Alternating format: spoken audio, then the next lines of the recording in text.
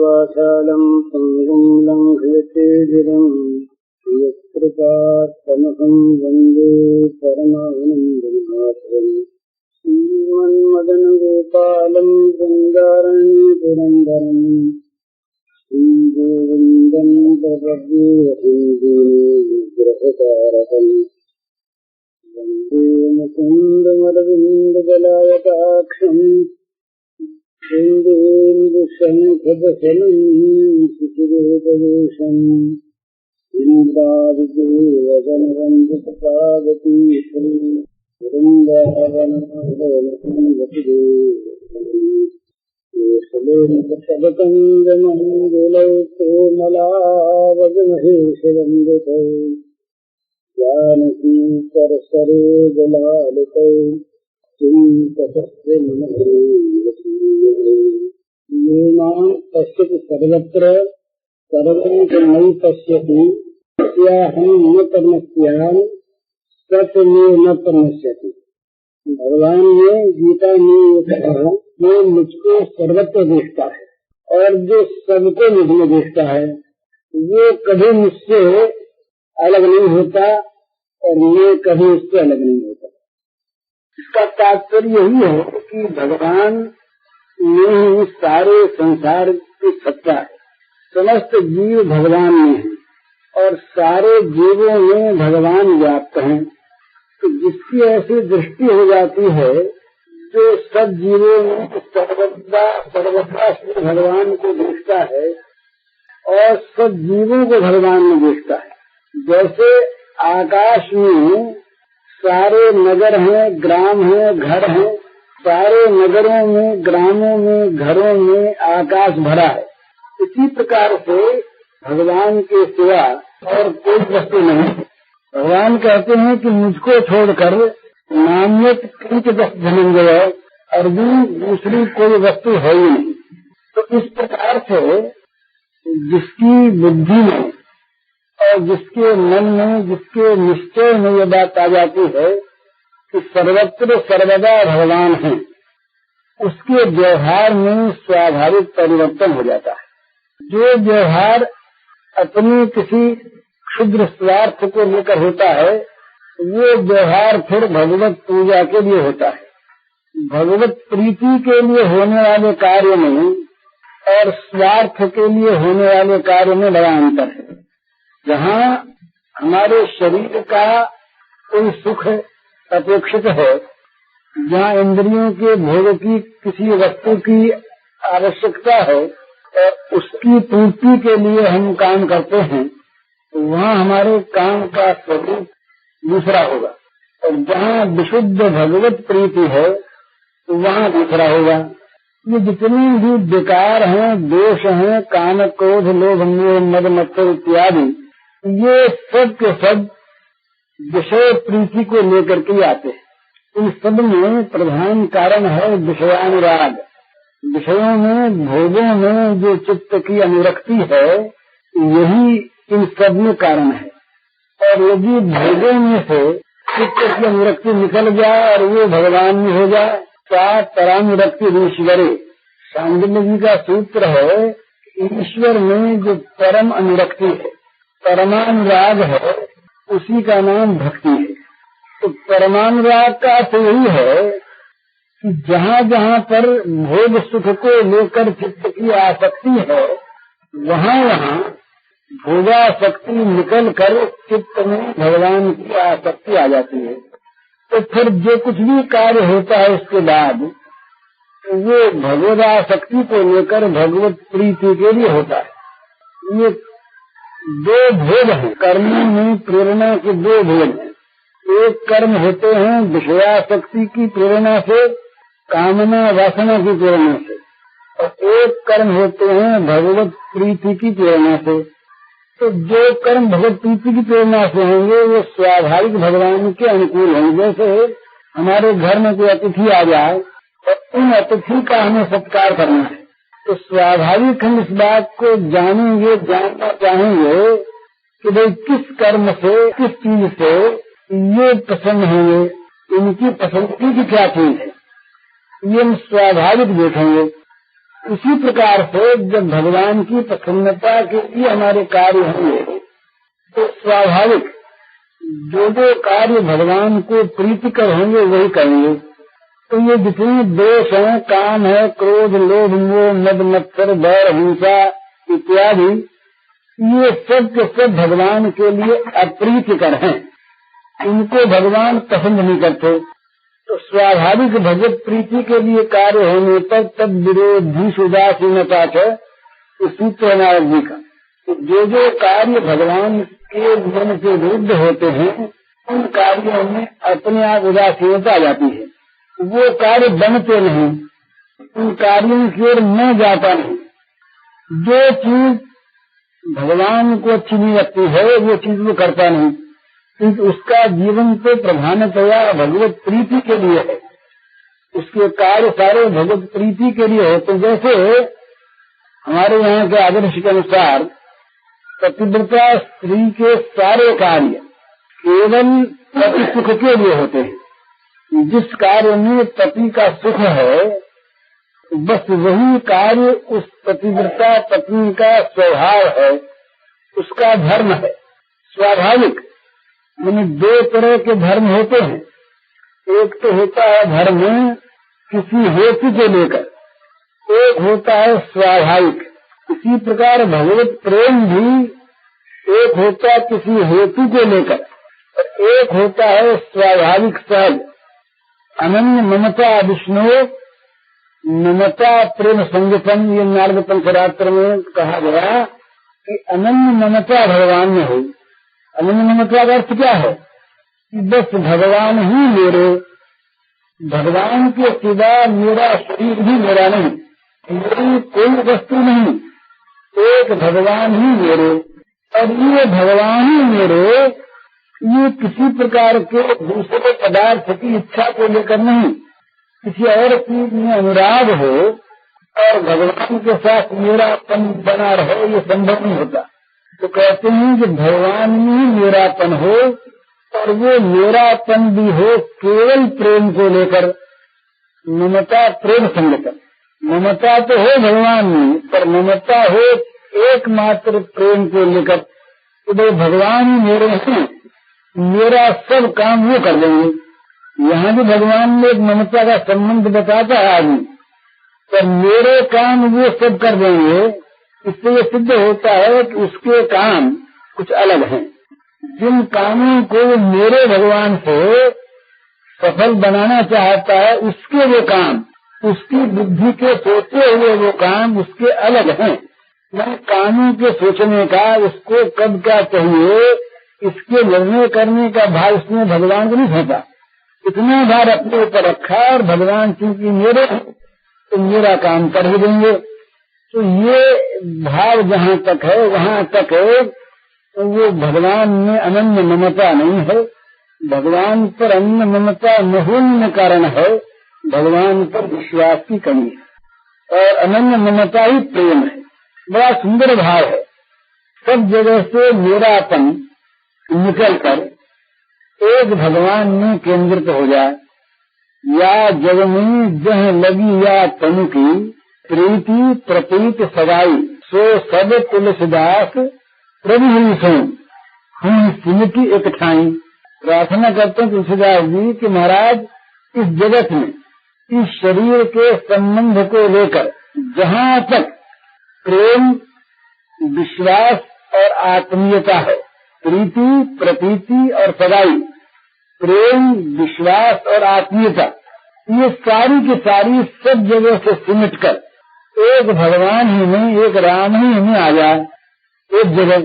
तो सारी प्रीति राम में, सारा विश्वास राम में और सारी आत्मीयता अपनापन राम में। इस प्रकार का जो एक भाव है, ये जहाँ तक भाव है वहाँ तक साधना है। और जब ये वस्तु स्वरूपगत हो जाती है तब वो स्थिति होती है।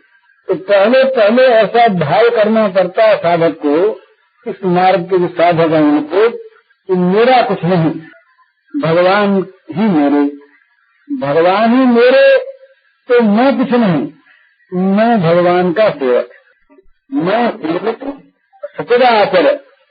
रूप स्वाम भगवन। सारे जगत में सचराचर जो कुछ भी है ये सारा भगवान का रूप है और मैं उनका सेवक हूँ। एक में सेवक और सब का सब भगवान का स्वरूप। श्री राम मैं सब जग जानी, करूँ प्रणाम जोर जुगतानी।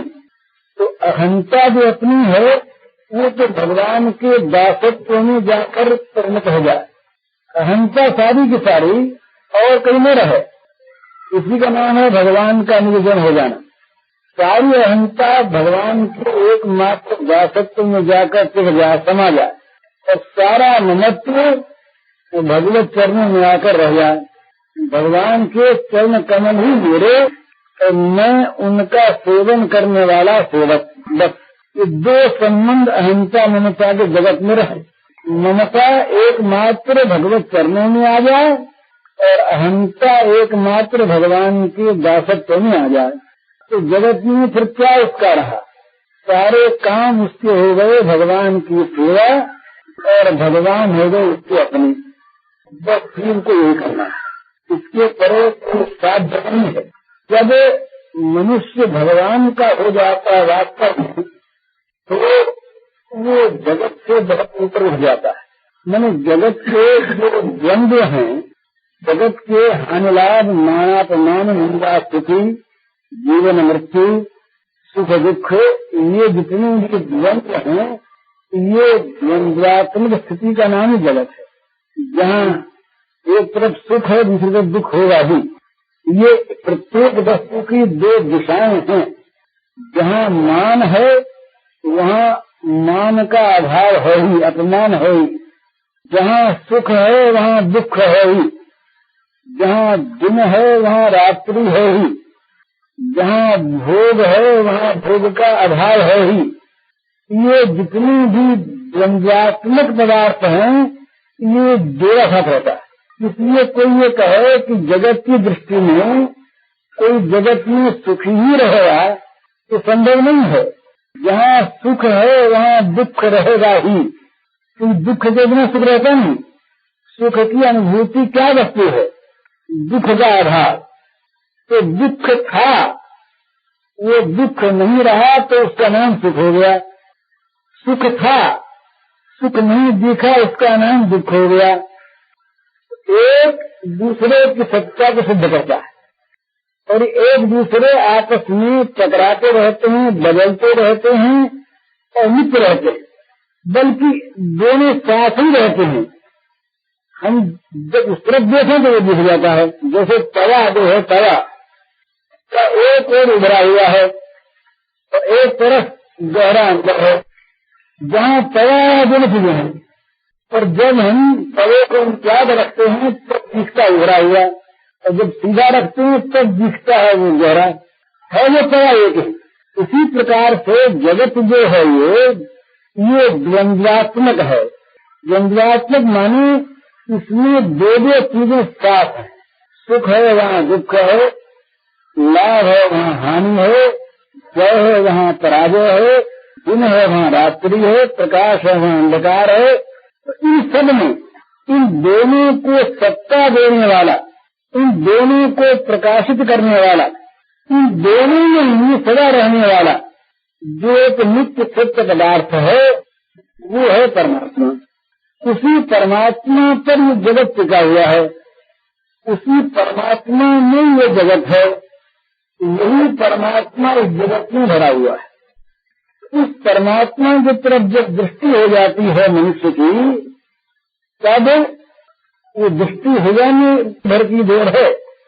जैसे किसी चित्र में कोई छिपा हुआ व्यक्ति हो, जब तक नहीं दिखा तब तो नहीं दिखा, मुड़ते रहे, एक बार दिख गया बस फिर देख गया। तो ये भी देखा यहाँ पर है भगवान जो हैं, भगवान तो हैं पर भगवान छिपे हुए हैं। छिपे हुए भी हैं तभी तक जब तक हमारी आंखें नहीं देख पाती। छिपे भी नहीं है। जहाँ एक बार देख लिया फिर दिखने लगे प्रत्यक्ष, फिर चाहे जब देख ले। इसी प्रकार से ये भगवान को हम जगत में जहाँ देख लेते हैं वहाँ ये हमारी बुद्धि हो जाती है कि हम जो कुछ भी देखते हैं वो भगवान को ही देखते हैं।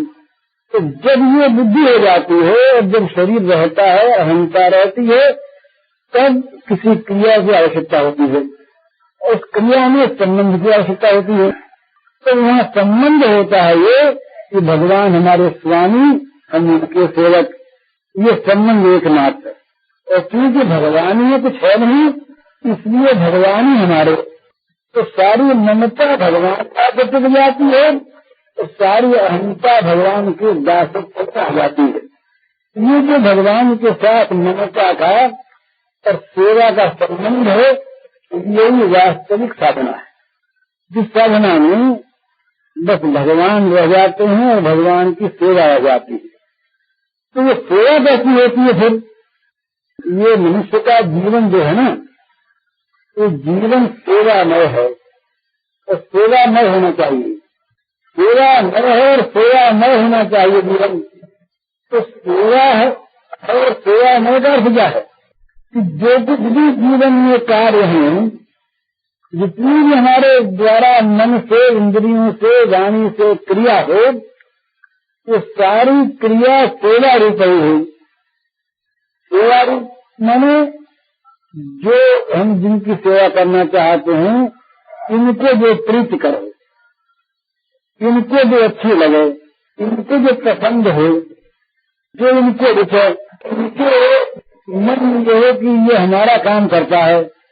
इसी को गीता में भगवान ने जो अनन्य भक्ति का रूप बताया, वहाँ ये बताया कि वो भक्त अपना काम कुछ देखता ही नहीं, कहते नहीं, वो केवल मेरा काम करता है। मत कर्म मत कर्म मद भक्त संग वर्जित निर्वैर सर्वभूतेषु यह स मामेव चांदल।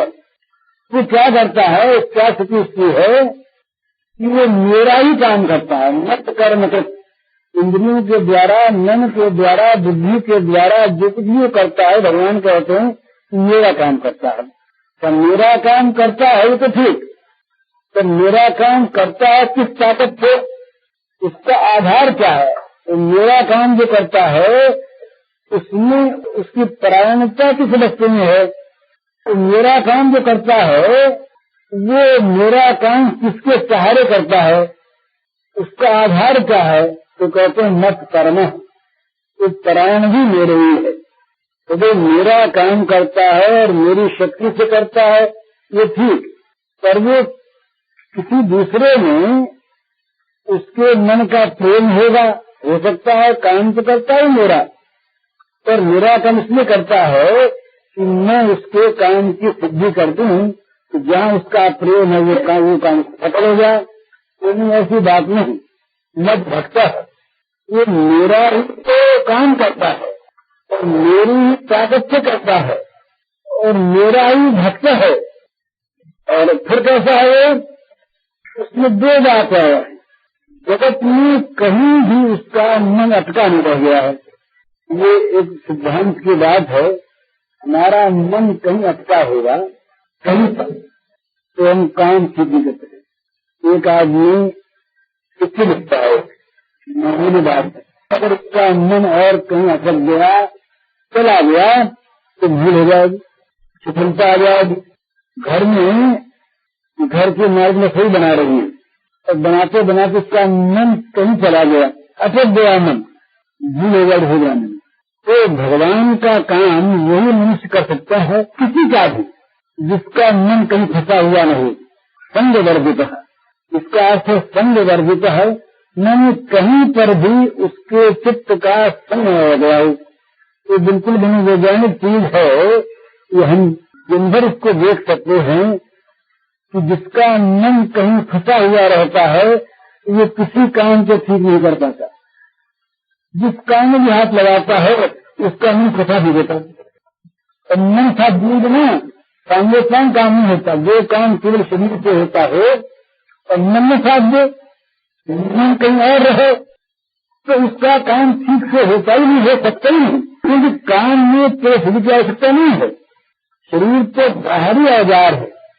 काम की सफलता में मन की आवश्यकता है, बोले मन लगा के काम करना, तो भूल जाओगे, कुछ माइंड जाओगे, कहाँ मन चला गया, कुछ भी हो गया, मन तुम्हारा वहाँ हाजिर नहीं था, तुम काम कर रहे थे। तो अभ्यास बस बिना मन के जो काम होता है वो काम कभी हो भी जाता है पर सांगे संग नहीं होता। तो मन नहीं रहता, इसका कारण क्या है कि मन कहीं फंसा है। तो भगवान ने कैसी बात बताई कि संग वर्ग कहो, कहीं मन फंसा न हो, किसी रस्ते में राग न रह जाए। जगत में फंसाने वाला जो एक भाव है वो राग ही है, आसक्ति। बस ये जो चीज है आसक्ति राग, इसने हमको जगत में फंसा रखा है। और जब आसक्ति नहीं राग नहीं है तो दोष नहीं हुआ। तीन की बात है, जहाँ तक हमारे मन में किसी वस्तु में प्रेम बना हुआ है तब तक हम पूरा काम भगवान कर सकते, और जब तक किसी वस्तु में बैर बना हुआ है तब नहीं कर सकते। राग द्वेष और प्रेम बैर, इनमें से कोई सा भी एक है तो दूसरा है ही, और ये दो जहाँ तक हैं वहाँ तक काम संपन्न होता नहीं। इनको भगवान ने पेड़ बताया, बटमार बताया। भगवान ने कहा इंद्रिय सेन्द्रियर्थे राग द्वेष व्यवस्थित तयोर्न वशम आगच्छे तय हस्त परिपंथन।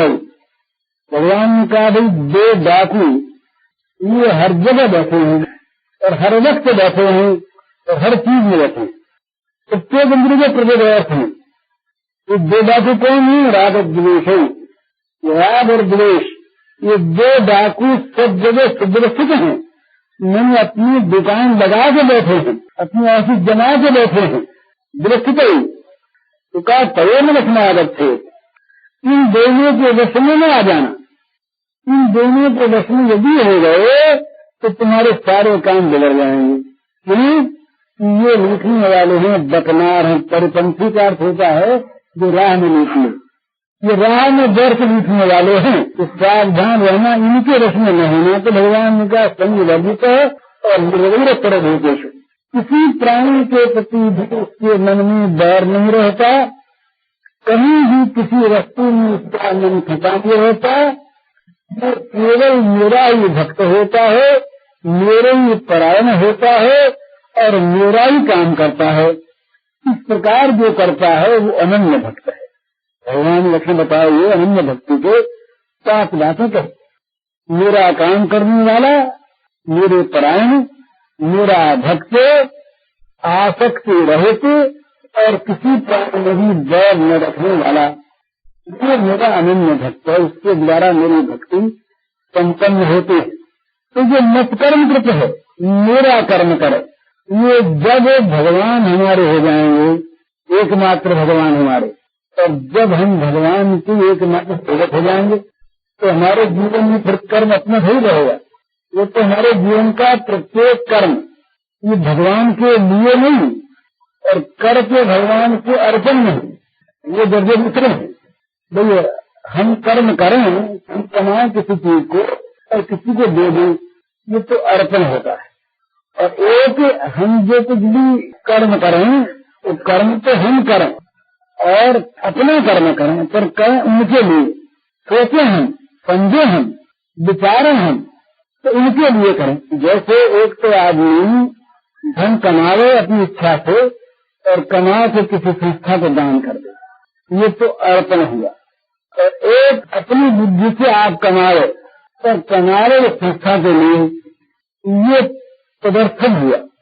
और एक है वो स्वयं अपनी बुद्धि से तो सोचे ही नहीं, जो कर्म उसको लगे वही करे, अच्छा लगे वही करे, अपने न सोचे न अर्पण करे और न उसके लिए करे, उसका ही करे, सोचे वही, करावे वही, रुचि उसकी, विचार उसका, फल उसका। तो केवल फल का अर्पण नहीं इसमें अपने कर्तृत्व का भी, कर्तृत्व को भी उनके अधीन कर देना है। सेवक जो है ना, सेवक का जो कर्तृत्व होता है, कर्तापन, ये मालिक के अधीन होता है। सेवक अपने मन की नहीं करता। सेवक का धर्म यही है जो हमेशा स्वामी की ओर देखता रहे, अपने लिए कुछ चाहे नहीं और अपने लिए किसी कर्म की बात सोचे नहीं। बस स्वामी के हित के लिए, स्वामी के रुचि के अनुसार आदेश की जहाँ प्रतीक्षा होती है वहाँ भी सेवकत्व में कमी है। मन 3 प्रकार से कर्म होते हैं सेवक के, रुचि से, संकेत से, आदेश से।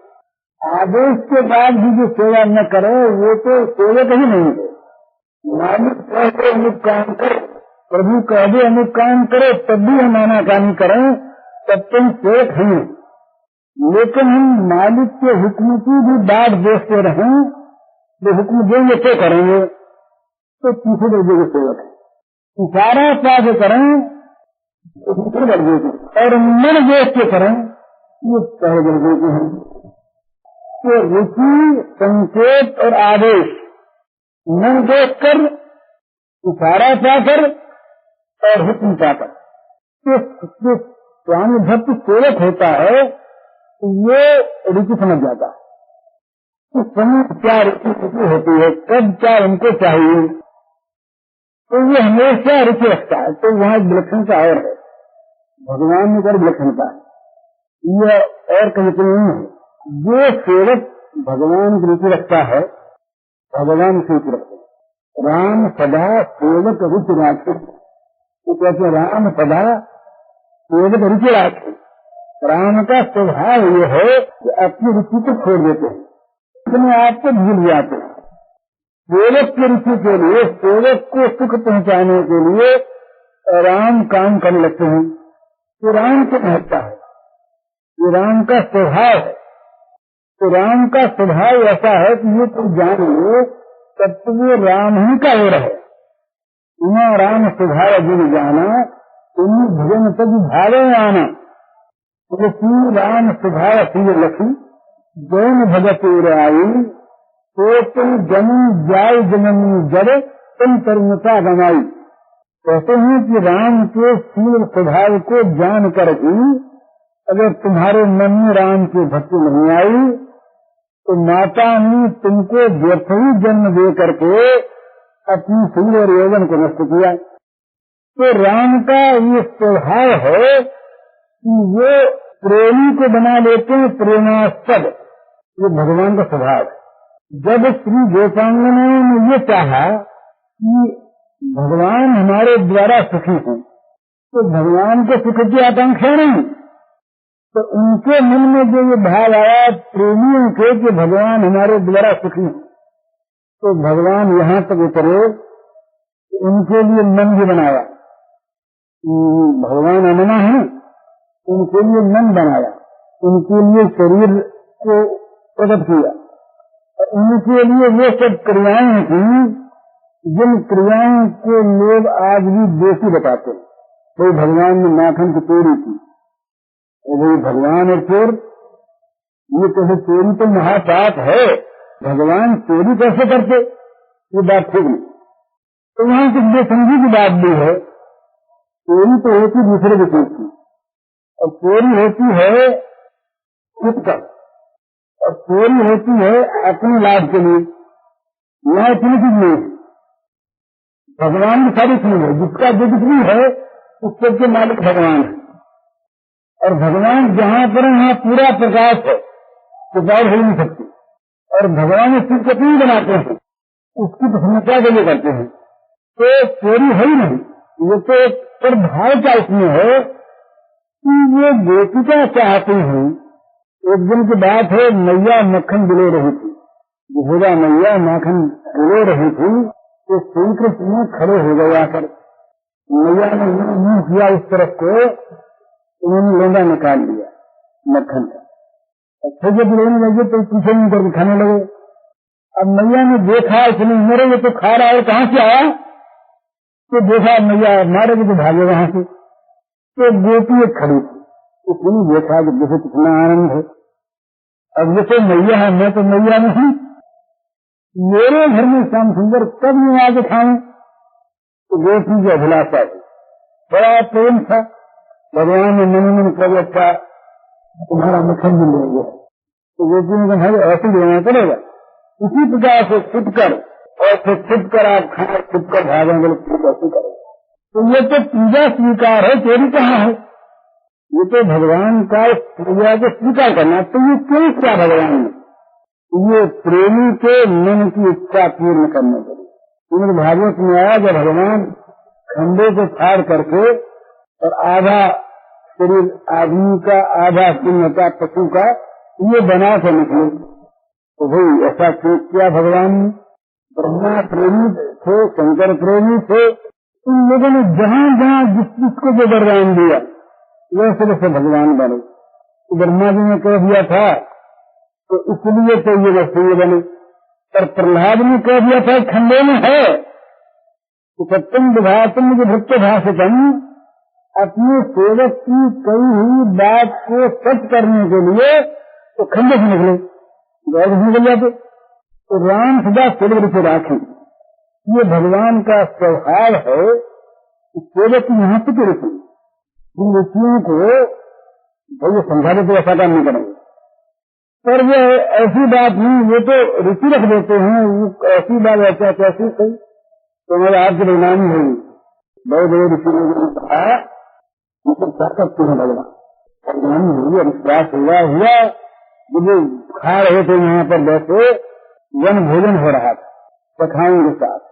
तो बड़ा आनंद भोजन था। सब अपनी अपनी चीजें जो जिससे आई थी सब कहीं कन्हैया सब बड़ी स्वाद है, पूजा तक लो, सब चखाने, सब चखें, सबको चखाने, हंसे हंसाने।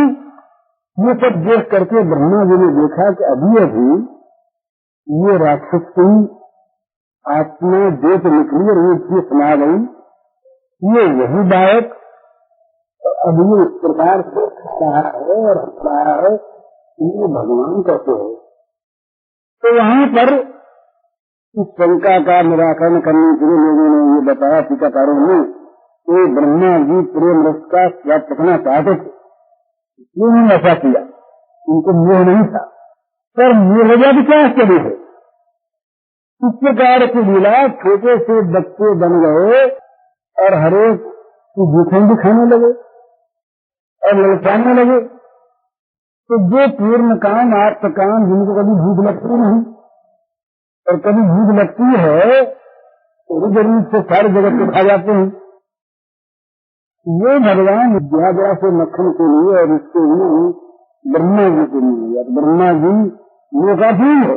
ब्रह्मा जी कहते हैं ऐसा काम नहीं किया करो, यहाँ तो काम है ही है, पर भगवान को शर्म नहीं आती। राम शास्त्री क्षेत्र से आती जिसकी अग्र पूजा हो, ये भगवान स्वयं यहाँ पर काम लिया। इन्होंने आए हुए लोगों के पैर धोने, अब इसी यज्ञ में भगवान ने अपने दिल में काम लिया, लेकिन हमें भी कुछ काम सौंपे।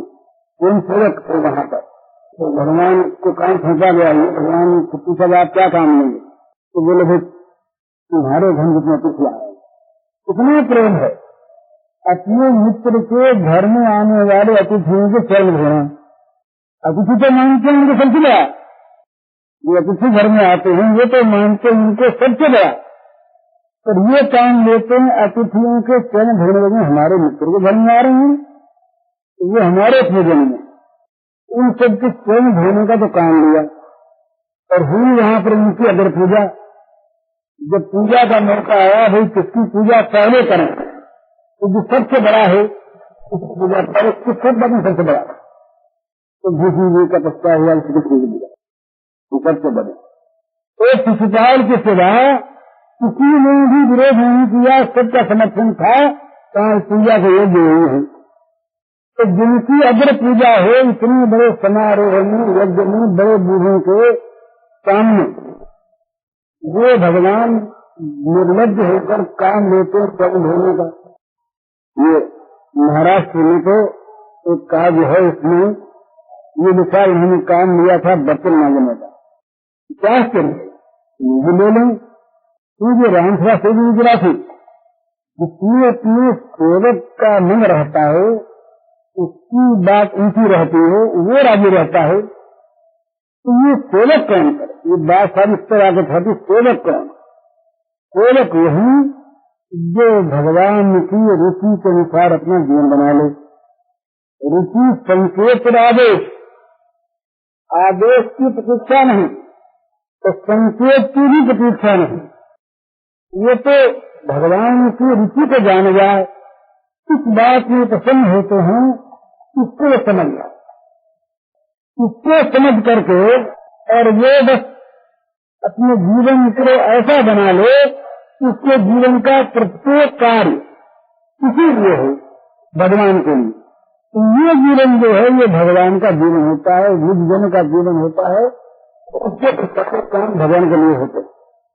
तो अपनी सारी अहंता भगवान की दासता में ला करके छोड़ दे और अपनी सारी ममता भगवत चरणों में समर्पित कर दे।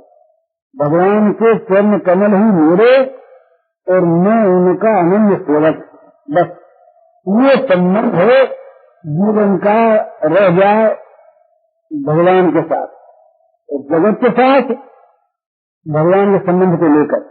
जैसे पतिव्रता पत्नी का संबंध रहता है दूसरे के साथ केवल पति के संबंध को लेकर, उनके संबंध में, इसी प्रकार से मानव स्वयं राम के नाते उसका संबंध तो भगवान से है और भगवान के संबंध को लेकर भगवत प्रीत्यर्थ जगत से उसका संबंध, जगत के कार्यों में उसकी प्रवृत्ति, जो जगत के कार्यों में प्रवृत्ति जो है वो किसी अपने हित के लिए नहीं है, अपने इंद्रियों की तृप्ति के लिए नहीं है, अपने मन के रंजन के लिए नहीं है, वो तो केवल है तो भगवान प्रसन्न होंगे, हमारे परम प्रियतम प्रेमास्पद प्रभु हमारे इस कार्य से प्रसन्न होंगे, उनके सुख मिलेगा।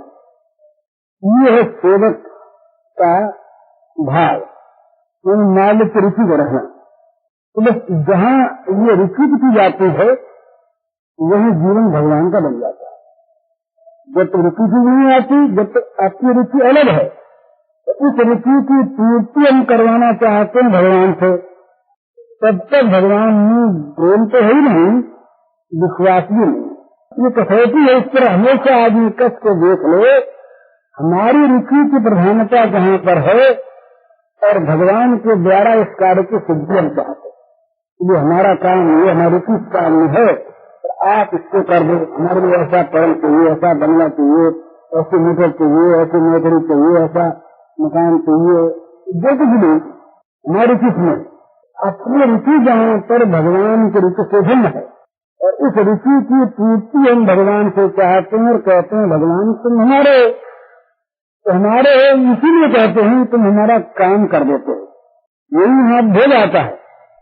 इसीलिए जब कभी भगवान हमारा काम नहीं करते और हमारे स्वभाव वाले जो हमारा काम भगवान करेंगे, तो यहाँ भगवान पर खेल होता है या कहीं कहीं भगवान पर अविश्वास भी हो जाता है। इतनी भगवान की सेवा हमने की और इतना भगवान को भजा, इतना हमारा विश्वास रहा भगवान पर और हम रात दिन भगवान भगवान पुकारते रहे, भगवान ने इतना काम भी हमारा नहीं किया। इतने भगवान निष्ठुर हो गए तो फिर नहीं कहता कहीं ये सब कहते हैं भगवान है, पर भगवान है नहीं, क्या पता हो क्या हमारा काम नहीं करते, हमारा दुख नहीं देखते भगवान। हम यहाँ ये भूल जाते हैं भगवान देखते हैं अपनी आंख से। रोगी बच्चा या बेसमझ आदमी अमुक चीज खाना चाहता है, वो कुतत्व है, उसको खाने से रोग बढ़ेगा। अब घर वाले प्रेमी से नहीं देते, पति नहीं देती, माँ नहीं देती, भाई नहीं देता, बजू नहीं देता, तो ये समझ लो कि ये सब हमारे डैडी है, कोई हमारा काम नहीं करते। लेकिन ये इसका हित चाहते हैं कि भाई ये देने से कुतत्व खाने से मर जाएगा।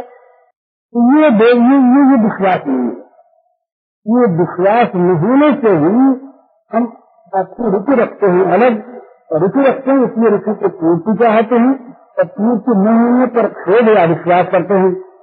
तो ये जो शुद्धता है, ये जो हमारा अविश्वास है, इस बात को सिद्ध करता है कि भगवान पर हमारे मन में विश्वास की कमी है और बिना विश्वास के क्रोध होगा नहीं, बिन विश्वास भगत नहीं, तो बिन द्रव राम, राम कृपा बिन सपन ही जीव तो है विश्राम।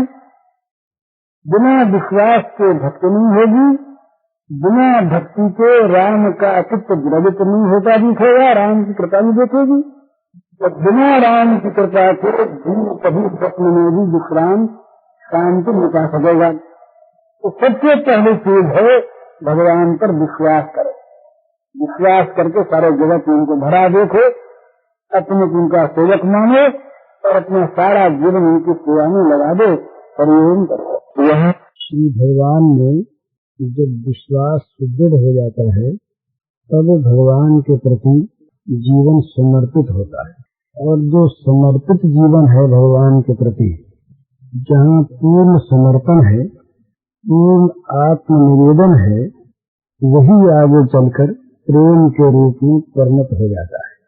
और वही प्रेम जब क्रमशः प्रगाढ़ होता है तब स्नेह, मान, प्रणय, राग, अनुराग, भाव, महाभाव इत्यादि का उदय होता है। तो ये जितनी भी भक्ति की रतियां हैं, शांत दास इत्यादि 5 प्रकार की, ये सब रतियां विभाव, अनुभाव, स्थायी भाव, व्यभिचारी भाव, सात्विक भाव, आलम्बन, उद्दीपन इत्यादि, ये सब इसी भक्ति के, इसी प्रेम के ही सारे के सारे लक्षण हैं। इस प्रेम में क्या होता है, जब पूर्ण समर्पण हो जाता है तो मन से सारी कामनाओं का सर्वथा नाश होकर एकमात्र रह जाती है भगवत प्रीति कामना।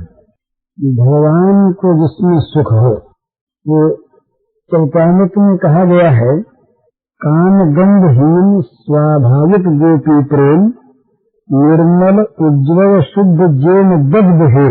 मनुष्य गोपी प्रेम कैसा है कि जिसमें काम गंध की सर्वथा अभाव है, वो निर्मल है, उज्ज्वल है, शुद्ध है, ऐसा कि जान की मानो सोना तपाया जाकर विशुद्ध हो गया।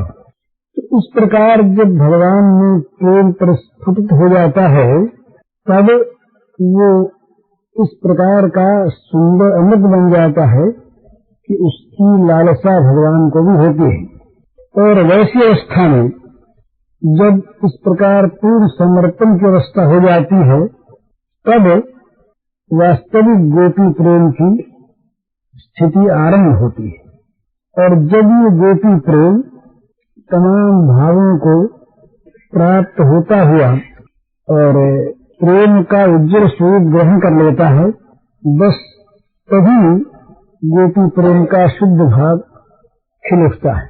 भगवान ने गोपी प्रेम की प्रशंसा करते हुए ये कहा और सच्ची बात कही, वहाँ पर इतनी अंतरंगता हो जाती है कि दूसरा भाव रहता ही नहीं। और जैसे भक्त भगवान के प्रति समर्पित चित्त होता है, इसी प्रकार से प्रेमास्पद भगवान स्वयं अपने को अर्पित कर देते हैं उन गोपियों के प्रति, उनके आश्रित हो जाते हैं, उनके सत्पुत बन जाते हैं। ये श्री भगवान के वाक्य हैं अर्जुन के प्रति, बड़े सुंदर। तो कहते हैं, सहाया गुरवः शिष्या भुजिष्या बांधवा स्त्रियः। सहाया गुरवः शिष्या भुजिष्या बांधवा स्त्रियः, सत्यं वदामि ते पार्थ गोप्य किं मे भवन्ति न। कहते हैं अर्जुन, गोपियां बताए मेरी क्या नहीं है, वो मेरी सहायक है, वो मेरी गुरु है, वो मेरी शिष्य है, वो मेरी भोग्या है, वो मेरी बंधु है, वो मेरी स्त्री है। तो मैं तुमसे सत्य सत्य कहता हूँ अर्जुन, गोपियां मेरी क्या नहीं है, सब कुछ है। क्यों ऐसी बात है? तो कहते हैं कि मेरे मन का जो भाव है उसको जानती हैं तत्व से केवल गोपियां हैं, तो वो तो जानता ही नहीं। मन महात्मा मत सपर्यान मत श्रद्धान और मन मनोरथन जानंत गोपिका पार्थ नान्य जानंत तत्व का। तो कहते हैं कि हे अर्जुन, मेरे महात्मा को, मेरी सेवा को, मेरी श्रद्धा को और मेरी मनोगत सारी भावना को तत्व से केवल गोपियां जानती हैं और कोई जानता ही नहीं। तो भी क्यों नहीं जानता? क्या बात है? बस यही बात है कि जहाँ प्रेम परिपूर्ण होता है वहाँ इतनी अंतरंगता हो जाती है कि प्रेमी के सामने प्रेमास्पद का मन कुछ भी छिपा नहीं सकता। मैंने छिपावट वहाँ तक होती है जहाँ संकोच होता है।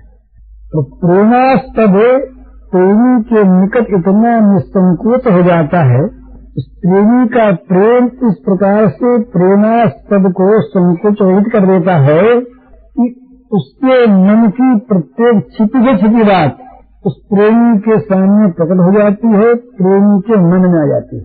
तो भगवान कहते हैं कि भाई गोपियों के समान जो मेरा प्रिय है वो कोई नहीं है।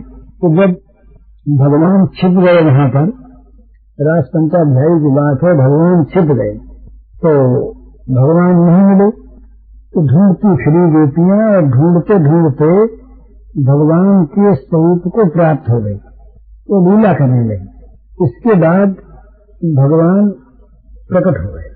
तो गोपियों ने पूछा, महाराज कहाँ चले गए थे, कहाँ छिप गए थे? तो भगवान ने कहा, एवं नवर्थोजितलोक वेद स्थानानि वो मयि अनुवृत्तये बलः मया परोक्षं भजतो तिरोहितं न सूहितं नारत प्रियः। भगवान ने कहा कि गोपी को, भाई तुमने मेरे लिए लोक विद सबका परित्याग कर दिया, तो मैं निरंतर देखना चाहता हूँ तुम लोग मेरा कैसे ध्यान करती हो, तुम लोग मेरे निमित्त किस प्रकार की परस्पर प्रेम चर्चा करती हो। तो मैं तुम्हारी उस प्रेम चर्चा को सुनने के लिए, तो तुम्हारे उस ध्यान प्रवाह का ठीक ठीक संपादन होता रहे इसके लिए रहता हूँ तुम्हारे निकट, पर छिप जाएगा। छिप करके तुम्हारे प्रेमालाप को सुनता हूँ, तो तुम्हारा जो ध्यान का प्रवाह है उसको चलाता रहता हूँ। तो मैं तुम्हारा बड़ा प्रिय हूँ, तो तुम उस पर दोषारोप मत करना। जो मतलब कहने का यह है कि पूर्ण विश्वास से समर्पण होता है। समर्पण जहाँ संपूर्ण होता है वहाँ रति पैदा होती है, और रति जब प्रगाढ़ होती है तो गोपी भाव की उत्पत्ति होती है, और गोपी भाव जहाँ पूर्ण रूप से विकसित है उसी का नाम है महाभाव, उसी का नाम है राधा भाव। तो ये राधा भाव जो है ये और कहीं नहीं है, ये तो केवल इन ब्रज की गोपिकाओं के रूप नहीं है। भगवान की जो तत्व महिषियां हैं, पटरानियां द्वारिका की, उनमें ये भाव नहीं है। मुकुंद महिषी वृंदये अत्यसावत दुर्लभ ब्रज देव संवेद्यो महाभावा खेचते। कहते जो महाभाव है ये श्री कृष्ण की जो पटरानियां हैं द्वारिका की, उनके लिए अत्यंत दुर्लभ है। ये तो केवल ब्रज सुंदरियां जो हैं उन्हीं के संवेद्य है, अर्थात उन्हीं में संभव है, इसी से इसका नाम महाभाव है। तो महाभाव की प्राप्ति ये राधा भाव की प्राप्ति है। महाभाव का उदय ही राधा भाव का उदय है, और महाभाव की स्थिति राधा भाव की स्थिति है। महाभाव की विलय राधा की लीला है। महाभावी राधा है और राधा ही महाभाव है। ये जो महाभाव है ये जगत में सर्वोत्तम वस्तु है। इससे ऊंची कोई चीज साधना के साध्य के राज्य में नहीं है। ये महाभाव जो है ये अत्यंत श्रेष्ठ है, और ये प्रेम के स्वरूप की संपत्ति है। और ये महाभाव बस एक ही जगह पर संसार में अब तक प्रकट हुआ है कि उसी आधार महाभाव राधा होकर के प्रकट हुई है। इस प्रकार का जो राधा भाव है ये भगवत विश्वास पूर्वक सारा अहम भगवान के अर्पित हो जाने पर, प्रेमास्पद भगवान के साथ तन मन जीवन आत्मा के मिल जाने पर प्राप्त होता है। और इसी की प्राप्ति जीवन का परम ध्येय है। हरिओम।